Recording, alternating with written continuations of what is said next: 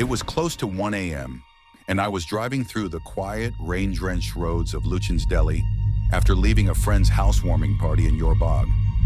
The streets were nearly empty, just the soft hum of my car, the occasional flickering streetlight, and the rhythmic drumming of rain on my windshield.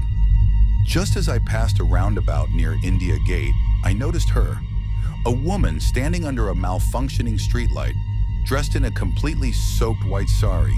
She didn't have an umbrella.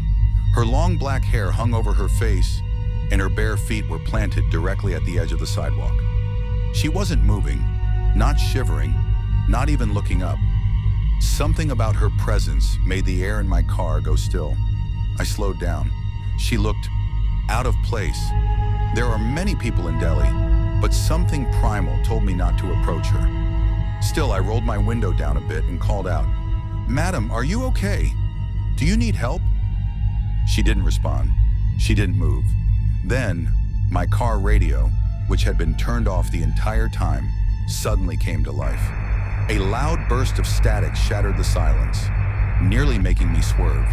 And through the noise, I heard a voice, low and warped. "Turn around." I whipped my head to the back seat, empty. When I looked forward again, she was gone. No walking, no running, no trace. Just that damn flickering light, still buzzing. Heart racing, I rolled up my window and continued driving, eyes scanning the sidewalks. When I reached home and stepped out of the car, I noticed something clinging to the windshield wiper. Wet, black strands of hair. I live on the 3rd floor of a gated apartment complex in South Extension. No one should be able to reach my windows from the outside. That night, I locked everything, double-checked, tried to sleep. But at 1:17 a.m., I woke up to the sound of soft knocking. Tap, tap, tap, on the bedroom window. My heart sank. I pulled the curtain slowly, phone in hand, camera ready. There was no one outside, just rain streaming down the glass. But across the window pane were 3 faint finger streaks, moving, like someone had just dragged their fingers across the fog glass from the outside. That's when I remembered the voice from the car. "Turn around." I snapped a picture in panic. In the photo, everything looked normal, except for one thing. In the reflection of the window, behind me, was a pale face, partially visible, half covered in wet hair, staring straight at me. But when I turned around, nothing. When Sneha moved into her hostel at Delhi University's North Campus, she was excited. A new city, new friends, and her own space. Finally, some freedom. She was assigned a small corner room at the far end of the top floor, room 217. The matron hesitated before handing over the key. "No one's used it in a while," she muttered, "but it's yours now." The room was compact but clean, with a narrow bed, an old wooden wardrobe, and a desk facing the foggy window. It had a strange chill to it, even in the warmth of October. By the 3rd night, the whispers began. At exactly 3:17 a.m., Sneha would wake up to a soft, slow breathing sound. Not her own, something coming from the wardrobe. She'd open it, nothing, just clothes. But on the mirror above the desk, words would appear, fogged up from the inside. "You're not alone." At first, she thought it was stress, a hallucination. She wiped the mirror, went back to sleep. But it kept happening, every night. One evening, while chatting with a senior, she mentioned it casually, hoping for reassurance. The girl went silent. "You're in 217, she asked. "That room was sealed 2 years ago." Sneha's heart sank. "Why?" There was a girl, a final year psychology student, lived alone. No one knew she had tuberculosis. She died inside. They found her weeks later, already decomposing. The mirror in that room? She used to write messages on it, hoping someone would come, but no one did. That night, Sneha stayed up with her phone flashlight on, staring at the mirror. 3:17 a.m. Her reflection blinked, but she didn't. The mirror reflected her sitting up even though she hadn't moved. Then the message appeared again, this time written in reverse from inside the glass. "Give it back." She ran, left everything behind.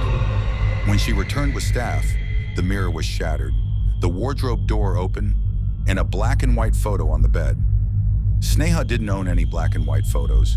It was a portrait of the girl who had died, smiling, her hands on the same desk Sneha had used.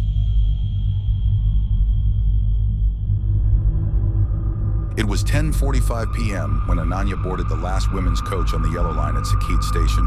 The metro was mostly empty, and the storm outside had forced most people to stay in. She liked traveling late. Less noise, fewer people. But that night was different. She sat down, plugged in her earphones, and leaned against the window. The metro screeched into motion, and water trickled down the glass beside her. She gazed out, letting the tunnel lights blur her vision. And then, she saw a face in the glass. Not hers, someone sitting behind her. But when she turned around, the row was empty. She looked at the window again. The face was still there, a pale woman, hair soaked, eyes wide and unblinking. Ananya changed seats. The reflection followed her. She stopped looking at the glass and stared straight ahead. As the train passed Kutub Minar station, the lights flickered. In that moment of darkness, she felt breath on her neck. She screamed, no one reacted.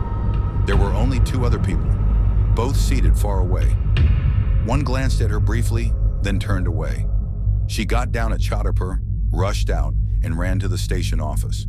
But the camera showed nothing. No woman behind her, not in her coach, not even entering with her. When she got home and tried to sleep, she turned off the lights and saw the reflection of that same face. Not in the mirror, but in the glass of her switched-off TV, and this time, it smiled.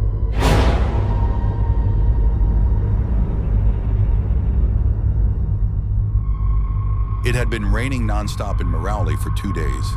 Streets were slick with mud, power lines sagged, and the narrow lanes around the historical ruins echoed only with the sound of dripping water and the occasional dog bark. Anisha was stuck at home, alone. Her parents were out of town, and the power had gone out hours ago. She was curled up with a blanket and a flashlight, scrolling through her phone, when she heard the first ring, a landline. She didn't own one. The ringing was soft, almost polite. It was coming from the far end of the hallway, where the storage closet was. Confused, she got up and slowly walked toward the sound. As she neared the door, it stopped. She opened the closet. Nothing inside but an old box of school notebooks and a dismantled wooden chair. No phone. Shrugging it off, she turned around and stepped in something wet. She looked down. Water. A small puddle had formed just behind her, but it hadn't rained inside. She checked the ceiling. No leaks. When she wiped the water with a towel, she noticed something else. A trail, leading from the closet to the window, as if someone had walked there, barefoot and soaked. She locked her bedroom door and stayed up all night, flashlight clutched like a weapon. But at 3:03 a.m., the landline rang again. This time louder, closer. She opened the door. Silence. Only now the hallway smelled strange, like pond water. Suddenly her phone lit up, an unknown number. The caller ID said, "From outside." Hands trembling, she answered. The voice was whispery but clear. "Can I come in now?" Anisha hung up and threw the phone away. Then came the noise. Tap, tap, tap on her bedroom door. She backed into a corner, heart racing. The knocks came again, this time from the inside of her wardrobe. The light flickered. The wet trail had returned, but it was leading toward her. She screamed, grabbed her keys, ran barefoot into the rain-soaked night, not even locking the front door behind her. When she returned with neighbors the next morning, everything was dry. Closet, wardrobe, hallway, all empty. Except for one thing. A landline phone sitting on her pillow, off the hook.